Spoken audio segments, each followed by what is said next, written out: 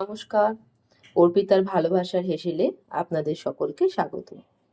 আজকে আমার আর আমার রোদ্দুরের লাঞ্চের মেনু জিরা রাইস আর পনির ফ্রাই মশলা। জিরা রাইসের ভিডিও আমি অন্য একটা পোস্ট করে দেব। আপনারা এই পনির ফ্রাই মশলার রেসিপিটা ভালো লাগলে অবশ্যই একটু বাড়িতে ট্রাই করবেন এবং কমেন্ট করে জানাবেন কেমন লাগলো। একটু অন্যরকম পনির বানানোর জন্য আজকে করে নেব পনির ফ্রাইড মশলা। দেখি আমার রোদ্দুরের ঠিক কেমন লাগে। পনির ফ্রাইড মশলা বানানোর জন্য প্রথমে প্যানে কিছুটা তেল দিয়ে নিতে হবে। অবশ্যই সর্ষের তেল দেবেন।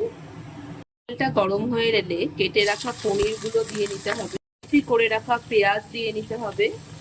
সরু করে কেটে রাখা কিছুটা ক্যাপসিকাম দিয়ে নিতে হবে।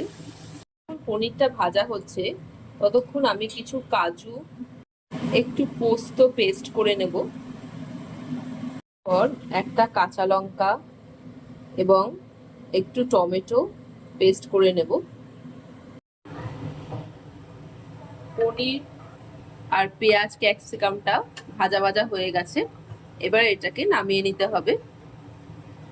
এরপর প্যানে অল্প করে তেল দিয়ে নিতে হবে। তেলটা গরম হয়ে এলে একটা তেজপাতা আর একটা দারচিনি ফোড়ন দিয়ে নিতে হবে।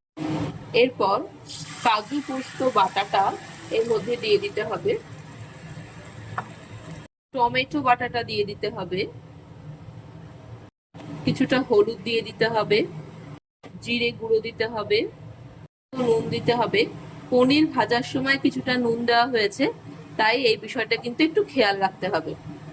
2-3 মিনিটের জন্য মশলাটাকে ঢাকা দিয়ে রেখে দিতে হবে। এরপর কিছুটা কাসুরি মেথি এর মধ্যে দিয়ে দিতে হবে। দিয়ে মশলাটা বেশ কিছুক্ষণ নাড়াচাড়া করতে হবে। অবশ্যই কিন্তু কাসুরি মেথিটা দিতেই হবে, না হলে কিন্তু পনিরের এই ফ্রাইড মশলার স্বাদটাই অসম্পূর্ণ থেকে যাবে। আর আপনাদের যদি অর্পিতার ভালোবাসার হেসেলের এই ছোট ছোট রান্নাগুলোর ভালো লেগে থাকে তাহলে একটু লাইক, কমেন্ট আর শেয়ার প্লিজ করে দেবেন। আর সাবস্ক্রাইবটা করতে কিন্তু ভুলবেন না। মশলাটা একটু ভাজা ভাজা হয়ে এলে এর মধ্যে আগে থেকে ভেজে রাখা পনির, ক্যাপসিকাম আর পেঁয়াজগুলো দিয়ে দিতে হবে। পনির ফ্রাইড মশলাটা নান, পরোটার সাথে খেতে অসাধারণ লাগে। তবে আজকে আমি এটা জিরা রাইসের সাথে লাঞ্চের জন্য রেডি করছি, কারণ রোদ্দুর বলেছে আজকে সাদা ভাত খাবে না, তাই ভেবেছি একটু জিরা রাইস বানাই। স্বাদের ব্যালেন্সের জন্য আমি চিনির বদলে একটু জাগরি পাউডার দিয়ে দিলাম। এরপর এটা ঢাকা দিয়ে 2-3 মিনিট হতে দেব। রান্নাটা প্রায় হয়ে গেছে, দেখো দেখতে কি সুন্দর লাগছে। এরপর নামানোর আগে এতে একটু বাটার দিয়ে দেব।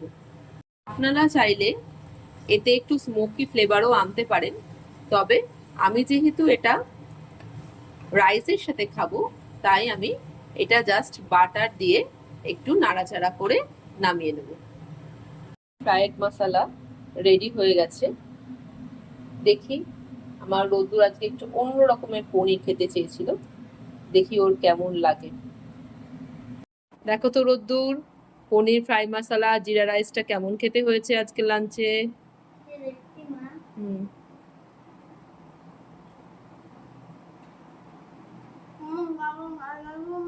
I love you too.